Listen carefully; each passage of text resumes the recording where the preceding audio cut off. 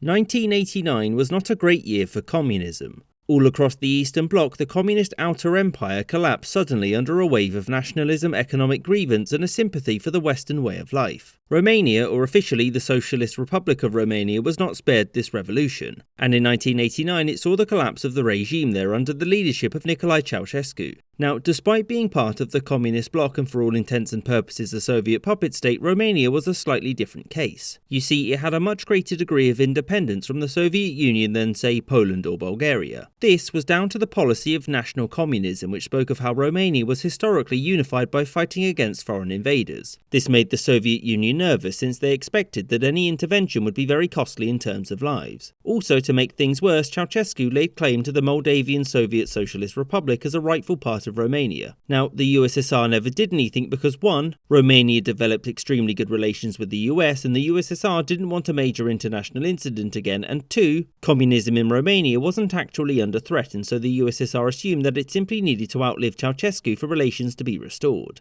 This political semi-separation from the USSR didn't stop the tide of anti-communist feeling, and sure enough it swept across Romania too. Much of it was down to declining living standards throughout the 1980s, which was caused by Ceausescu tightening the purse strings after the country had racked up immense debts in the 70s. As revolution swept across the Eastern Bloc, many communist leaders recognised eventually that the game was up, and they implemented a period of transition to democratic capitalism. The two nations which did not do this were Bulgaria and Romania. You see, Ceausescu believed he had a way to contain this public discontent, and to do this he had a clever tactic: shooting protesters, or specifically having Eleanor, his wife and number 2 in control of the country, ordering the shooting of dissenters in the city of Timisoara. On December the 21st, 1989, Ceausescu gave a speech to a huge crowd of communist supporters in order to denounce the protesters. One problem: everyone hated him and the crowd started to boo him, and given that this speech was televised, it confirmed to everyone else in the country how unpopular the leadership was. Protests soon spread across the country, and the next day the Ceausescus fled Bucharest. And immediately after this, a provisional government, the National Salvation Front, was formed with Ion Iliescu succeeding Ceausescu as president.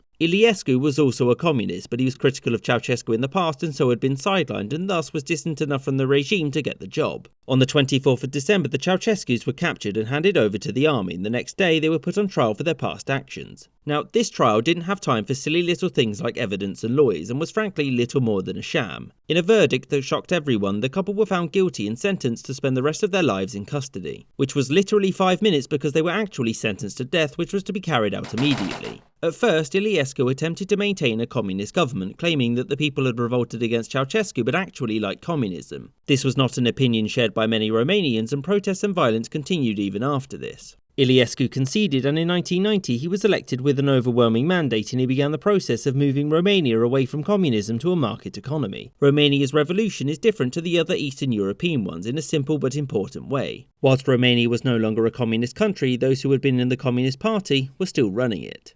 I hope you enjoyed this episode, and thank you for watching, with thanks to my Patreon supporters whom you can see on screen now. And with an extra special thanks to James Bisonet, Ike, Danny Maloney, Colin Castleman, Marvin Cassow, Rob Waterhouse, Aaron the White, Jordan Longley, Chris Wicker, Gustav Swan, Gareth Turner, Marcus Arsner, Maggie Paxkowski, David Silverman, Spinning 3 Plates, Spencer Lightfoot, Lexi Schwinn, Winston Kaywood, Kelly Moneymaker, Anthony Beckett, The Original Cage, Robert Wetzel, Sky Chappelle, Parshu19, and Mo.